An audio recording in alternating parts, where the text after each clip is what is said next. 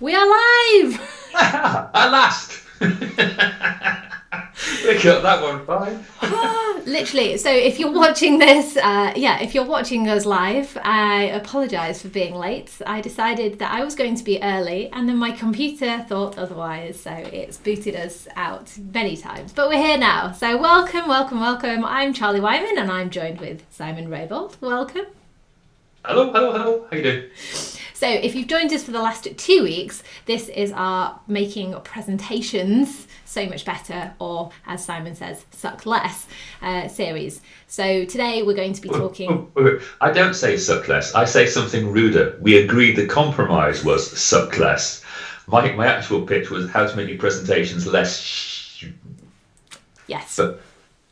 So it's a good thing that today we're talking about sales presentations, because I know I, for one, have sat through many very painful sales presentations. I don't know about you, Simon.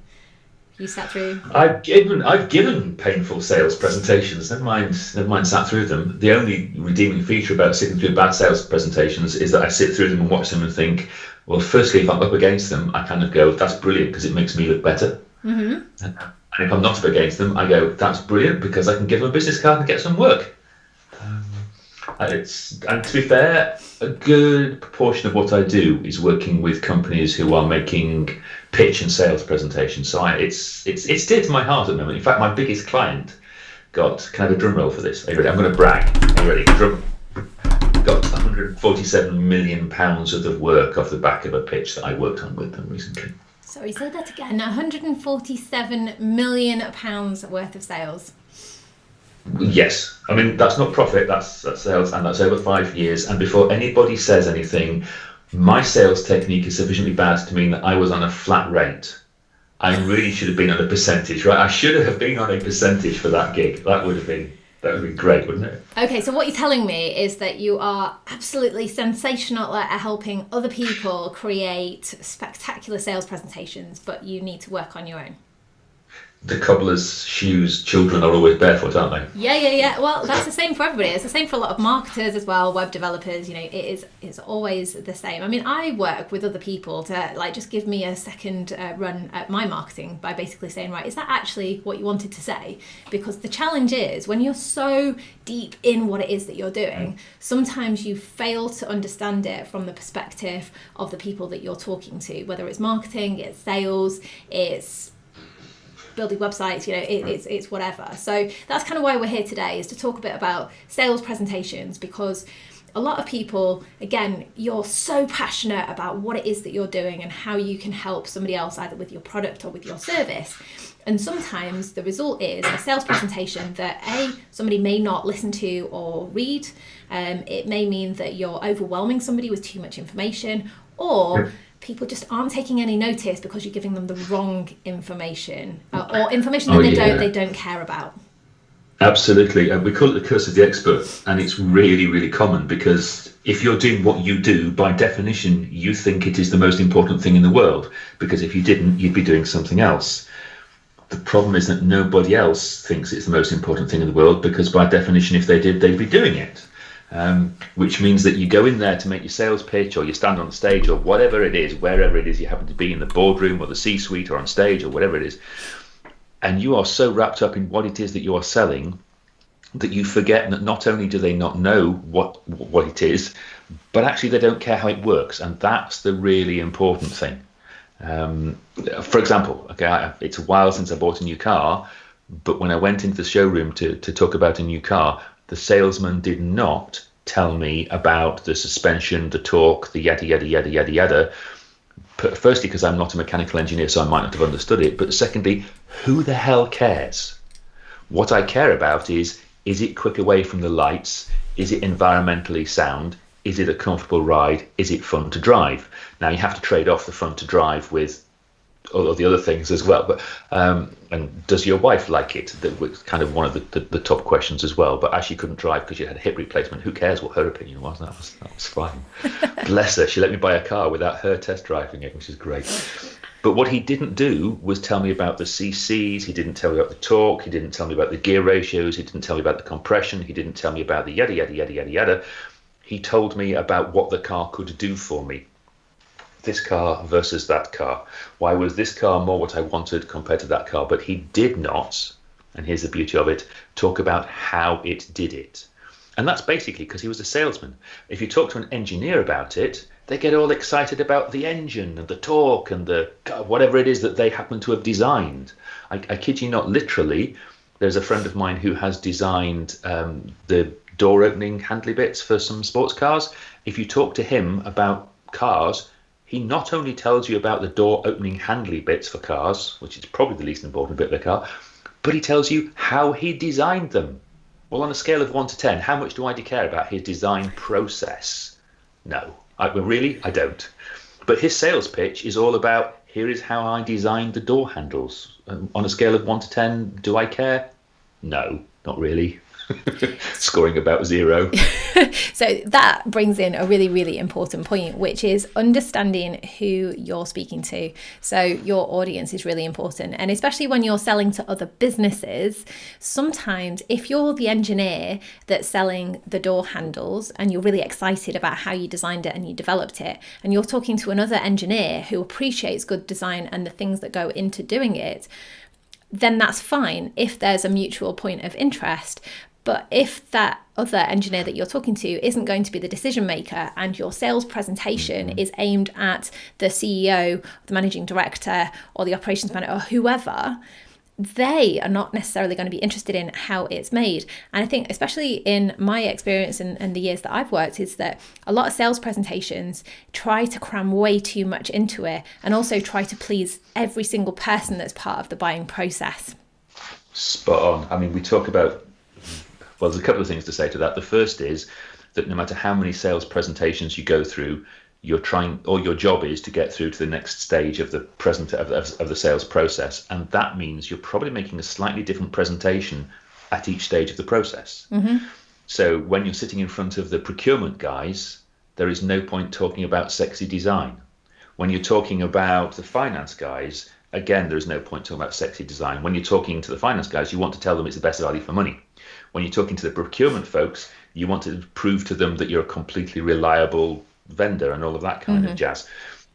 So making sexy, you make different presentations, and yet what most people do is sit in front of an audience and go, right then, here is everything. And we talk about very much about the 3 types of audience. There's the decision for any given presentation. There are the decision makers, there are the influencers, and there are the chair fillers. And numerically, the chair fillers will be the biggest number of people in the room. They, at any given time, for any given presentation, for any given part of the presentation, there'll be more chair fillers than anybody else. They're just there for the coffee, or they're just there for the free chocolate biscuits, or they're just there to get out of work, or they're just there because the boss tells them they've got to be there. And pretty obviously, as soon as I say this, the only people in the room that you should pitch your presentation at are the decision makers. Don't hack off the influencers, but aim at the decision makers. And respectfully, so long as you don't overtly upset people and you're not rude and disrespectful, you can probably ignore pretty much the chair fillers, because your job is not to make them happy. Your job is not to make a presentation that gets everybody on their feet. Your job is for the decision maker to go, good, ticks the boxes, let's move on to the next stage in the process. And that's a very different presentation from, yay, everybody loves me, kind of stuff, which is what actually most amateurs tend to do. You raised a really good point there about the being respectful, but also ignoring, like respectfully ignoring the influencers or the chair fillers in the audience. So especially, or my experience has been kind of like technical sales, so engineering, manufacturing, any kind of sort of technical driven product and service, is that more often than not, it's the internal influencer that has got you the seat at the table. So they've given you that foot in the door. They're the person that you've been speaking to. And again, I've spoken to and worked with lots of people in that situation. So if you've gone to all of that effort of getting that meeting, that really important meeting where you can go and deliver that sales presentation, have that conversation with the influencer before you walk into that room to say, right, okay, this is a sales presentation. It's aimed at your bosses. Therefore, it's not necessarily going to include the things that you find really interesting. I've written it for what the decision makers are going to find interesting. And hopefully that's based on the fact that you've already had a chat with the influencer about what the decision makers care about. Okay, so there's a couple of things there. You're absolutely right. And let's take it further. The first is that you can actually, instead of just apologizing to the influencer and going, I'm sorry, this is going to be boring for you, you can actually use the influencer, because if the influencer has put you in front of the decision maker, they are at least partially invested. You can use the influencer at that point and go, is there anything I should know about the decision makers that I should include in this presentation? For example, their favorite football club, or whatever.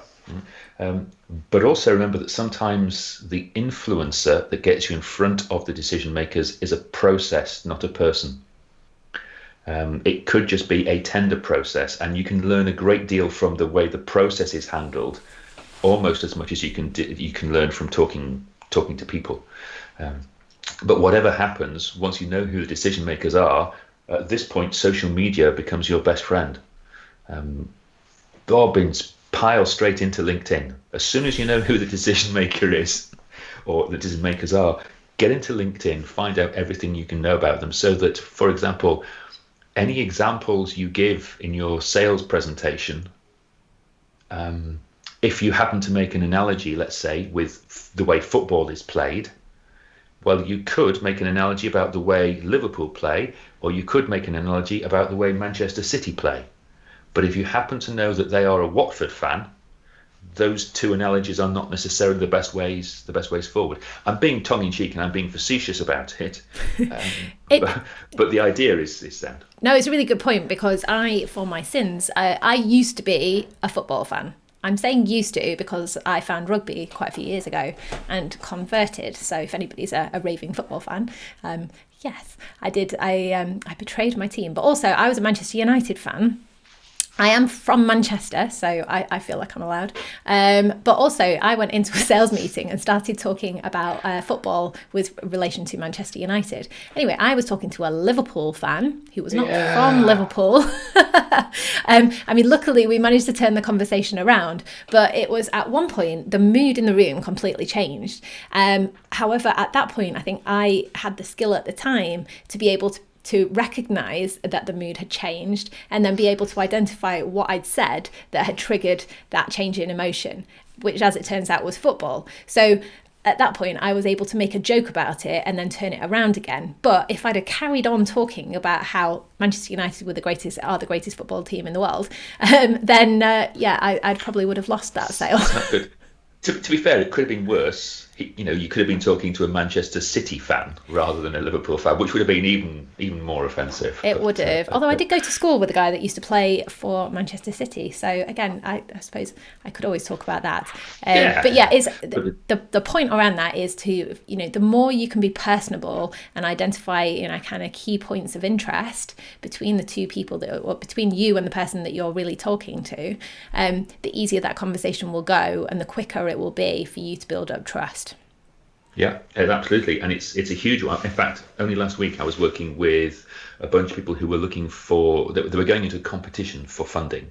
So it wasn't just a sales pitch, it was a funding pitch, which is kind of, it's kind of a sales pitch. They were in a room with 3 possible funders, 1 advisor, and 40 or 50 other people in the room who were also going to be funding and requesting pitching.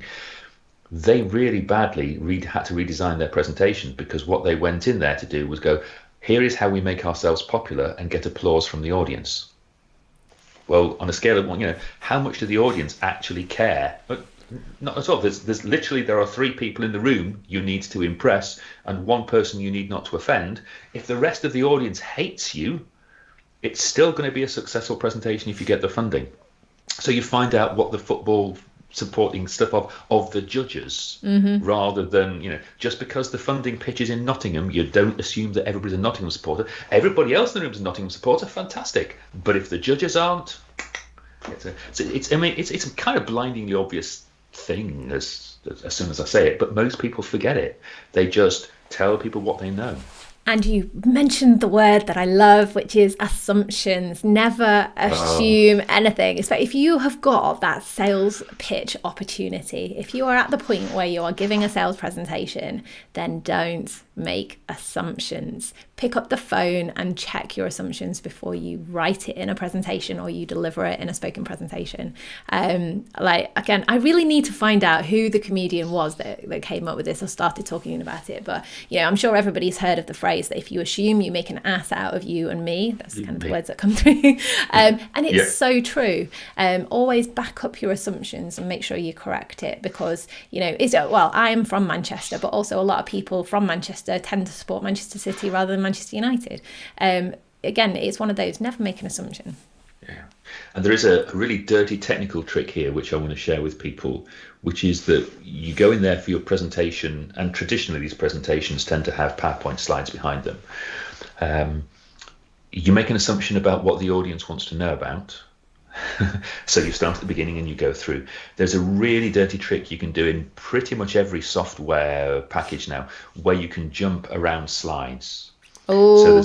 So what you can do is you have a slide up there that says topic A, topic B, topic C, and you ask the people in the room, what do you want to know more about?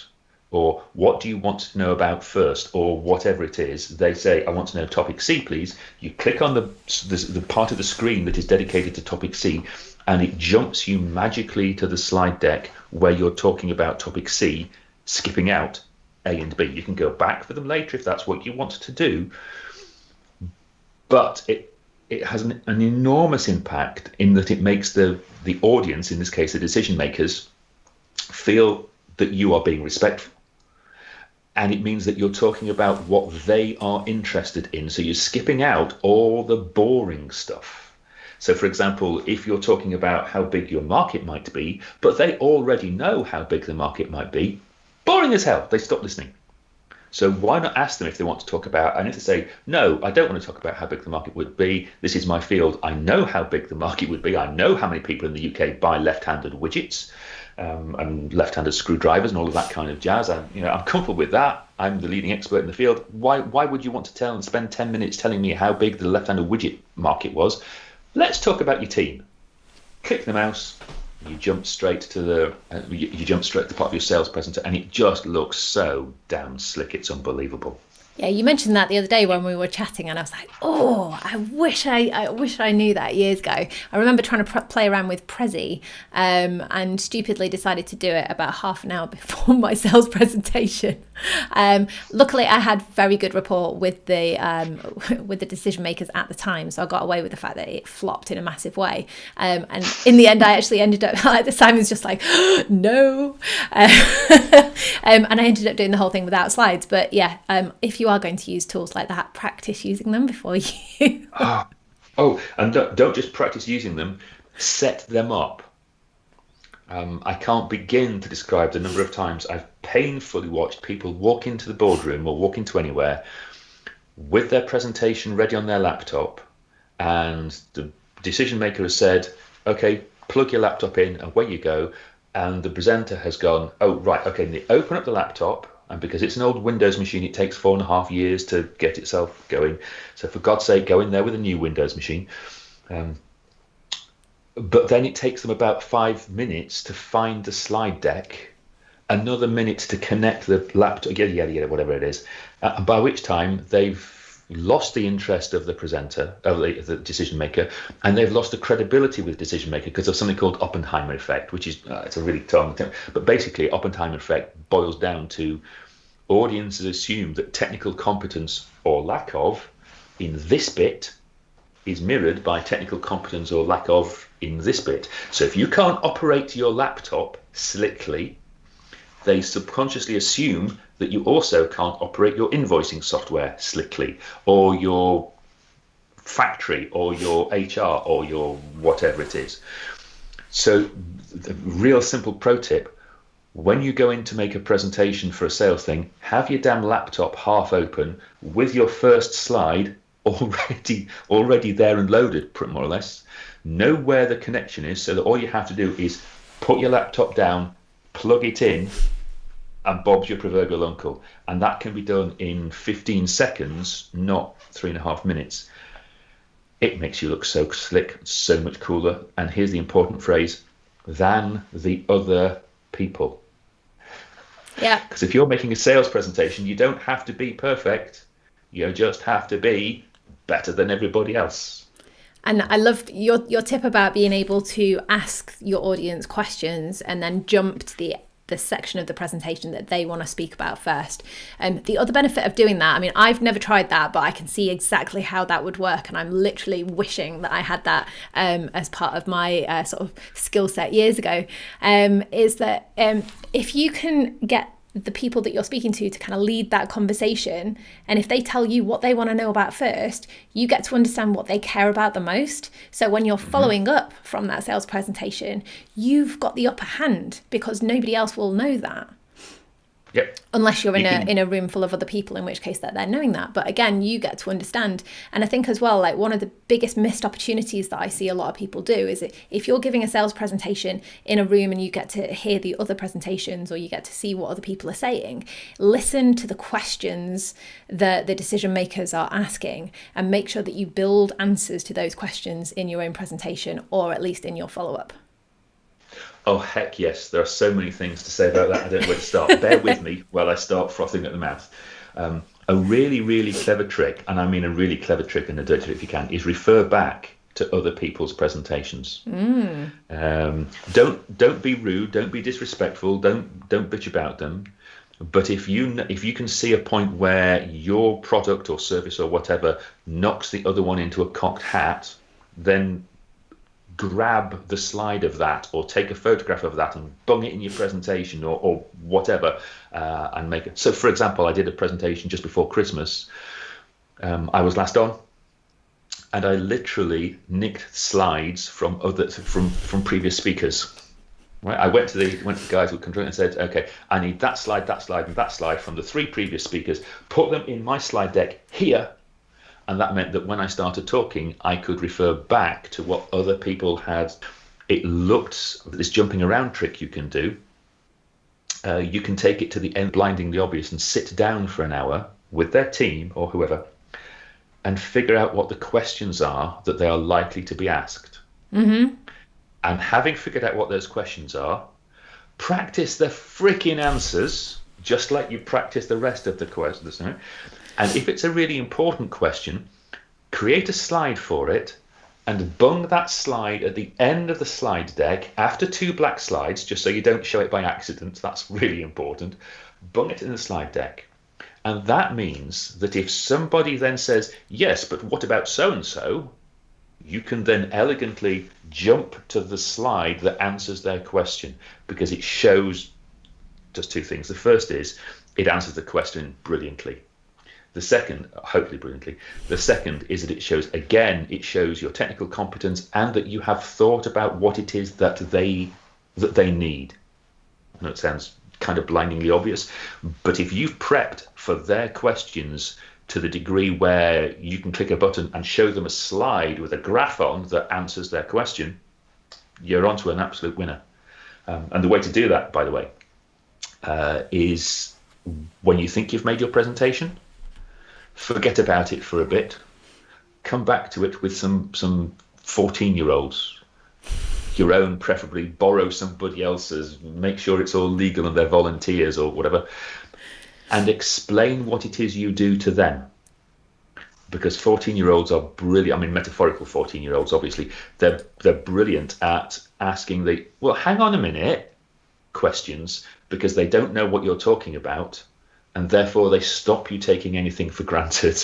Yeah, it's such a valuable thing to do. I think I'd have to borrow some children from somewhere. I think mine's 10 months old. I'd probably just be like, Well, I mean, I don't mean literally. Actually, do you know what? Literally, children might work as well, but 14-year-olds are great for it. But last time I've done it, very often what we've done is, if it's a really big, important pitch, is for everybody to write down what they think their questions are on index cards. And we lay those questions out on the table, we remove duplicates, and then we figure out what the answers are to those questions, put those answers on post-it notes, stick them on the table next to the question, and then figure out who is going to answer that question. Which means that by the time the presentation happens, by the time the sales pitch happens, the answers to those questions are absolutely fixed in people's heads because they've answered them already, they've had conversations about them, and importantly, there's none of that sense of, oh, who's going to answer this one? Is that one for John? No? Abdul, you take this one. Yeah, you look prepared and slick and on point. Yeah, you look like a team, and literally I've had people come back to me and go, we got it in the questions, and when we asked for the soft feedback, not the official feedback, but the soft feedback has been, we got it because we looked like a team. They trusted us to deliver because, and this was important if it's a consortium, for example, if it's 6 people that have come together just for this project, you start to look like a team. If there's none of this, who's going to, if it's all, right, that's one for John, bang, and John's prepared the answers, and he goes, it's slide 32, click, click, bang. Just looks so massively powerful. On that, because you've spoken about questions and the power of questions, which is a great ninja trick there. I'm just thinking like we can write a blog write-up about this because that would be really good, is that in terms of asking questions as well, a big missed opportunity, and this was, I think it was a sales trainer that gave me this tip a few years ago, which was to ask your audience what they don't want, because people are much happier to answer what they don't want than what they do want. So if you can understand before you go into that sales presentation what not to include, then you're not going to bore people. You're going to focus more on things that they do care about, but then also you're going to make them feel confident that you've covered the things that they don't want. So you're not selling them a solution that contains lots of things that they're paying for that are not important to them. Yeah. And in a sales pitch, there's a really dirty ninja trick. I'm going to use the phrase ninja trick again. Ninja trick. I think it's ninja trick. To have the answers to some questions in hard copy. So you ask your audience what they want to know about, or what they don't want to know. So you can phrase that as you've just done. What are you not interested in? Do you want me to skip over the production details about quality assurance? And most people will go, yes, please, dear God, avoid quality assurance because it's mind-numbingly boring. But the people from procurement will go, no, that is the most important thing on the planet, because that's right. At which point you go, well, hang on then, here we go. I'll not include the quality assurance stuff in my presentation, jumps to it, but here. And you give the procurement folks a hard copy of all the quality assurance stuff, which does a number of things. Firstly, it stops the procurement people asking any more questions because they will start to read things. But it also, again, proves that you have thought everything through and you've got everything absolutely under control, because people don't just buy your product, they buy the faith in the product, which comes from you, I'm afraid. So if your presentation sucks and they have no faith in you, they ain't going to buy the product. If they have faith in you and the product is okay, they're still going to buy it. So if you can make them trust you by proving that you have covered everything and you've got the best team and yada, yada, yada, yada, yada, that goes an awful long way to overcoming any technical problems there are in your product. That is a great piece of advice. I'm going to write all this out into a blog post because it's brilliant. And I did want to ask as well, because I realised that we've been talking for 29 minutes now, is that this incredible solution that you helped your clients achieve, so what was it, 147 million? Over 5 years, yeah. It's still over 47 million over 5 years. I come from a place where sometimes it can take you 5 years to close a deal, depending on the clients that you're working with. So that's a significant contract. What do you think were the kind of sort of top reasons why they won that contract? Because they spent a long time with me getting their presentation to be awesome.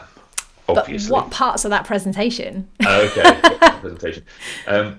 Because we did things right. We started right at the very beginning and we went back to the tender specs for what the people wanted, and we read it very carefully and went, okay, so what they want is this, this, and this. What we have done so far to get in front of them is already answer this and that. So our presentation now needs to concentrate on the third thing, the bit that we hadn't covered so far. And then we did a really competent presentation, lots of technical whiz-bangery just to prove that we could do it. Very carefully making sure the whiz-bangery didn't get in the way of the presentation, but it just made us look slick compared to the other people that were tendering. And we did that question thing.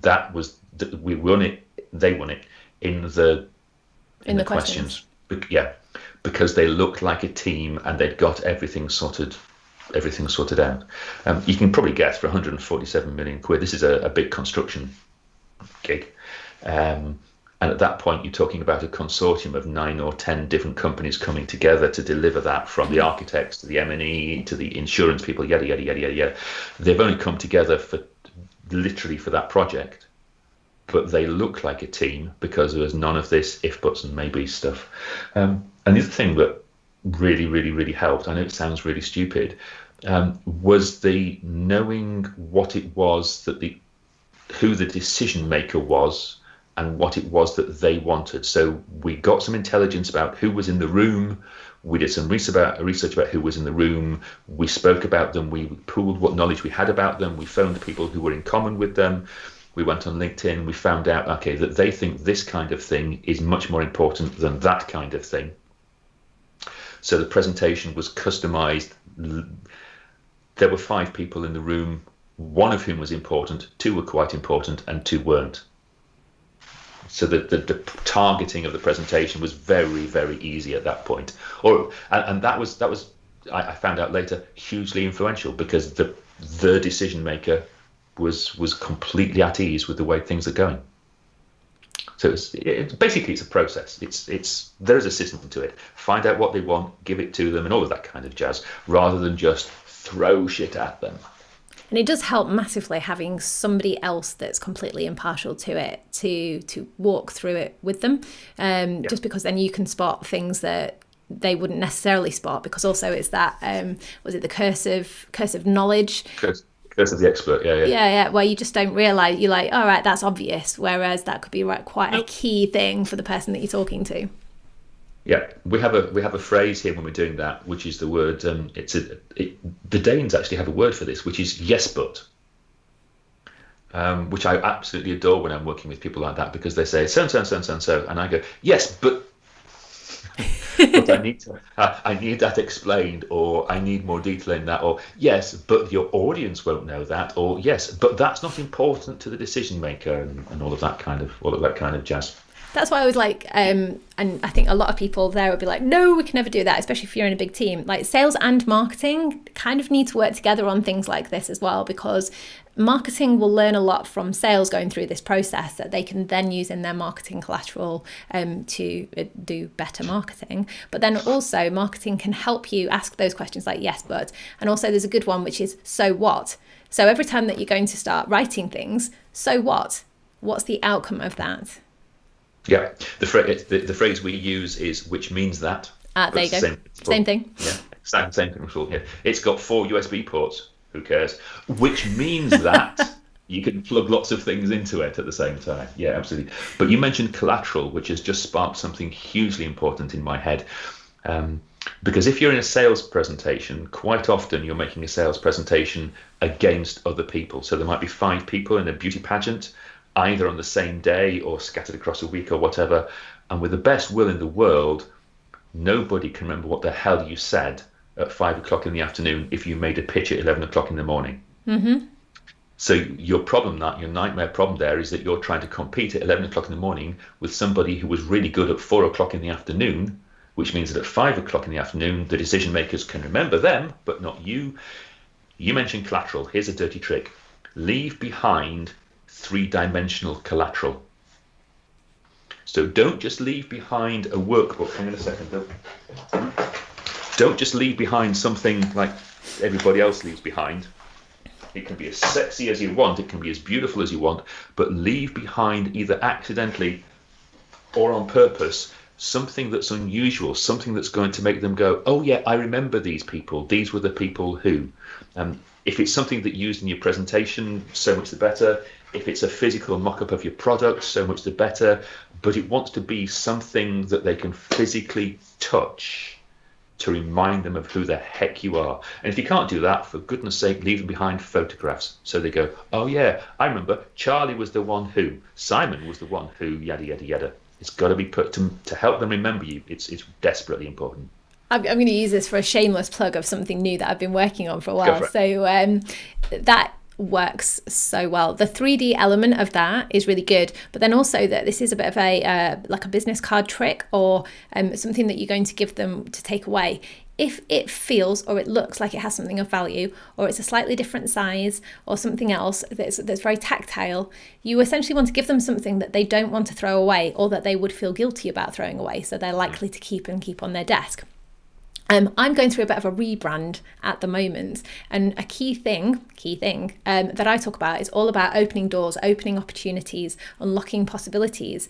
And the key is a big part of my new brand. So this is a prototype. I will be getting some of these soon. Yes, I can see where this is going. Brilliant idea.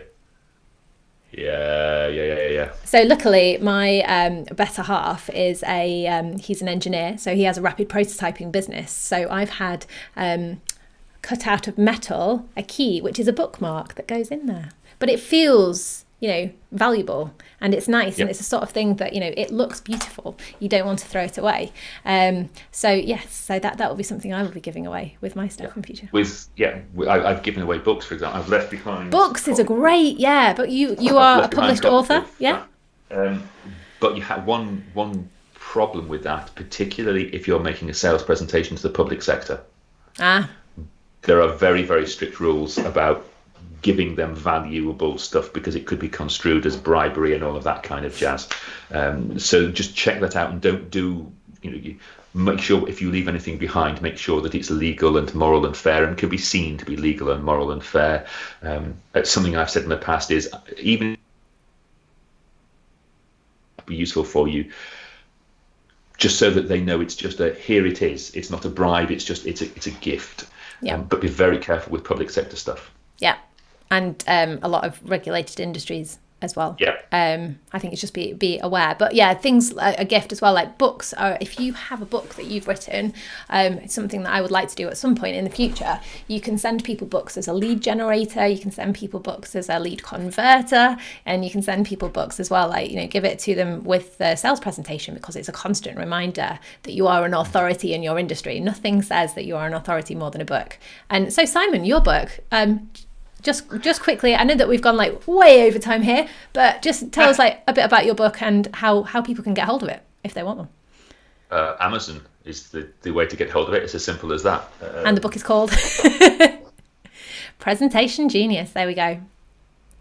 Which is where my brand came from and all my colours. To be fair, it's not the name for a book I would have chosen, but the publishers, and here's an interesting example of knowing your target market. The publishers knew exactly what to call that book in order to impress the buyers at a major high street book chain. I've got to be careful that I don't tell people. And it was a bestseller on the high street. Nothing to do with me. It was a top 10 bestseller because they designed the book for one particular person. So their sales pitch, just like everybody other publishers' sales pitch to this buyer, was exactly the same, except that they'd done the research and they knew what size book he wanted, what size book he liked, even what colours he liked. So it's no coincidence that the colour scheme is one of this guy's favourite colours. Devious and Machiavellian. I had nothing to do with it being a bestseller. Well, the content helps, I think. Well, the content helps, yes, of course it does. But it would have been a bestseller even if it had been. It's not rubbish, but I think it would have been a bestseller even if it had been, because they knew their sales pitch was so flipping good. Brilliant. That is a great way to end this chat. So if you've enjoyed this conversation, which has been focused about sales pitches, check out the last two conversations that we've had. The first one was all about pitching yourself at networking events and making sure that people remember you and don't just walk away and forget all about what you said. Then the second one was presenting at webinars. So how do you present at a webinar and keep people there, stop them going away? And then next week, we'll be talking about pitching for investments. Okay, right. I'm glad now that I know what I'm talking about next week. Thank you. We did have a series. What, you think I read a list? Well, I like to send a list. So yes, join us same time next week, 11:30, and yes, you can catch up with the replay because it will be available on my YouTube channel. Okay, thank you for joining us. Speak to you soon. Take care, guys. Bye. See you soon. We are ending the broadcast.